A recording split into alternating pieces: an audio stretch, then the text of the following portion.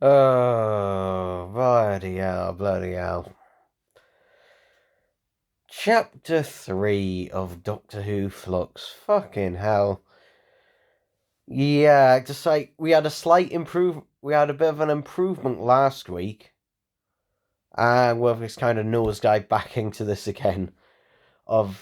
Yeah, episode 3 is a lot like episode 1, in the sense of Chris Kimmel is basically just flinging as many things at the wall as possible to just see what sticks. And for one, the Cybermen, they were in the next time trailer and they were obviously heavily promoted.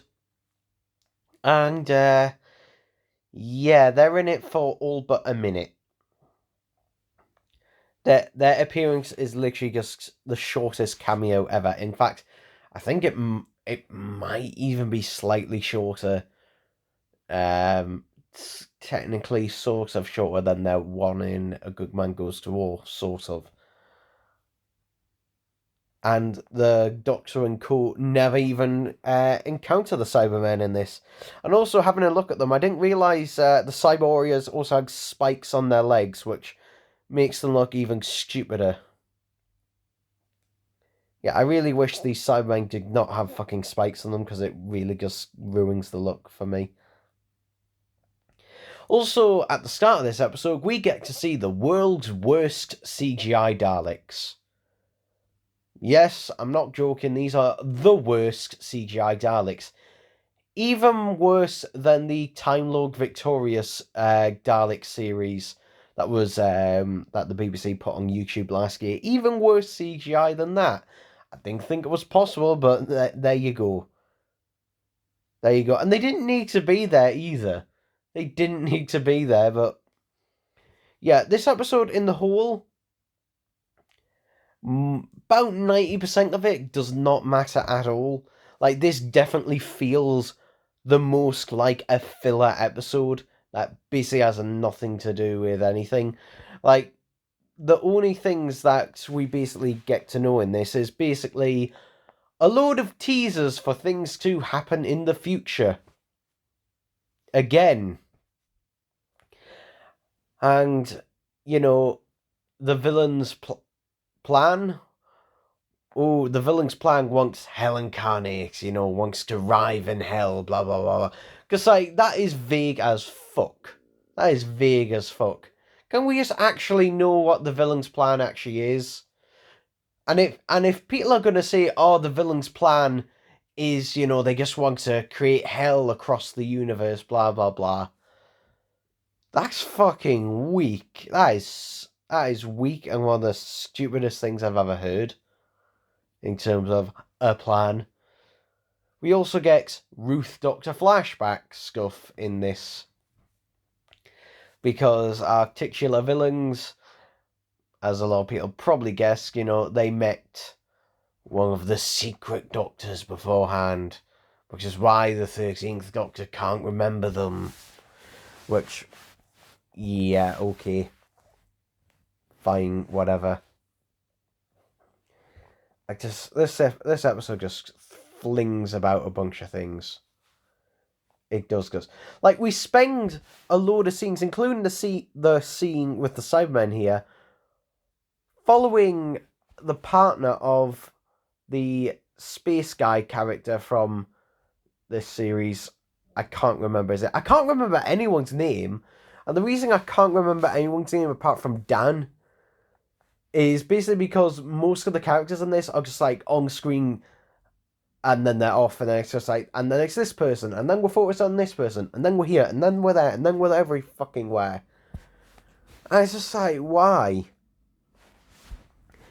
The problem with this is it doesn't really take the time to develop any of the characters. We're giving a bunch of flashbacks about characters and that, but it's just like, why should we care? Because it's not a natural progression. It's basically like Chris Chibnall basically showing, here is a fact sheet about character A, here's a fact sheet about character B, this is events in their lives. And it's just like, but why? Why should we care if it just feels so arbitrarily forced? And also the resolution to, Yaz not being killed.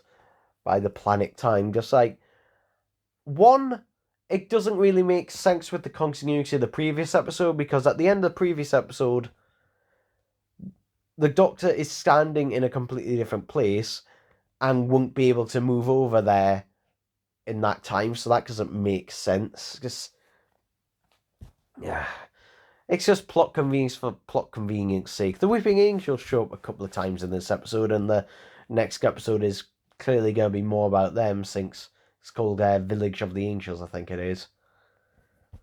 But it's just like, yeah, okay. I will also say the Weeping Angel masks, the actual masks, yeah, they look cheaper. They do look cheaper. They don't look as good as they used to, because they look more like a mask rather than, just being a statue. Also, speaking of masks, it's been going around Twitter a lot that basically one of the sort of henchmen, or whatever you call it, the BBC are getting their masks from Wish.com. No, I'm not joking. They are literally buying masks from Wish.com. How have we reached this point? How have we reached it? And the thing is, they haven't really even done anything to it. I could understand buying the masks on bulk and maybe painting them up or doing something with them to make them look different. But no, they're literally just buying a bunch of masks from Wish.com and just using them in this.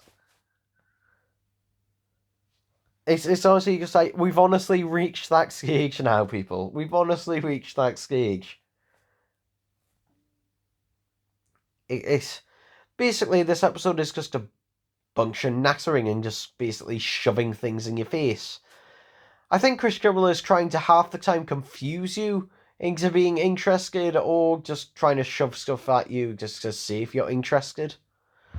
And also, I've kind of figured out why Chris Kibble has done this, why Doctor Who Flux is kind of a thing.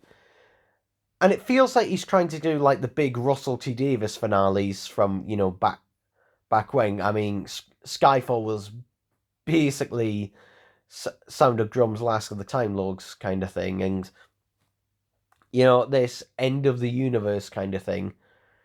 It feels like almost like this is Chris Chibnall's Time War equivalent kind of thing. It's like where everything is ending. And also what I hate in this one, and he's going to get, it's like the Doctor is the cause of everything. The Doctor is the center of everything. And I really hate, this mentality of the Doctor is the most important thing in the history of everything. The Doctor is the most important. The whole universe centers around the Doctor. Blah blah blah. It's like I really hate that.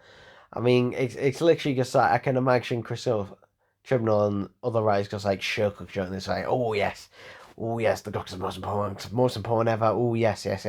But only Jodie Whittaker. No, the others. Okay, and the Ruth Doctor. Just like no, just like oh, none of the others.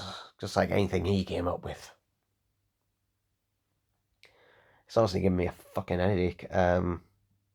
Yeah, I don't really have anything else to say about the episode. I mean, this episode, how can you say anything just about this? It is literally just a bunch of random shit to fill out the time.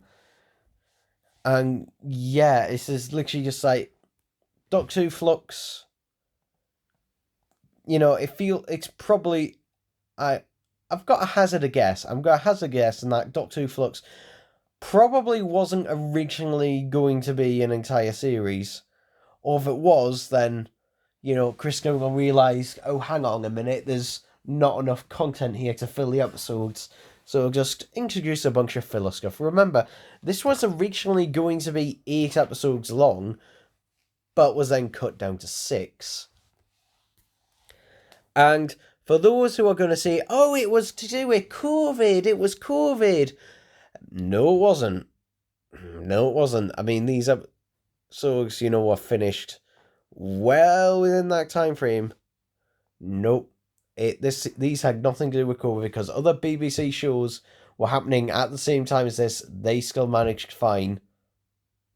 This, just like, nah. So, yeah, it's harder and harder just to say things about this. It's just frankly amazing. It's like watching a 50-minute, trailer or 50-minute clips. Like this literally just feels like one of those YouTube compilations where it's just a bunch of random clips from Doctor Who episodes. That's what it feels like, except they don't feel like Doctor Who most of the time. They literally just feel this literally just feels like a clip compilation more than anything else. It literally does feel like that. So yeah, it. I mean, the number one issue is just like it lacks any focus. It lacks any focus whatsoever. But yeah, there we go. That's my thoughts on this episode, and I'll see you next time. Bye bye.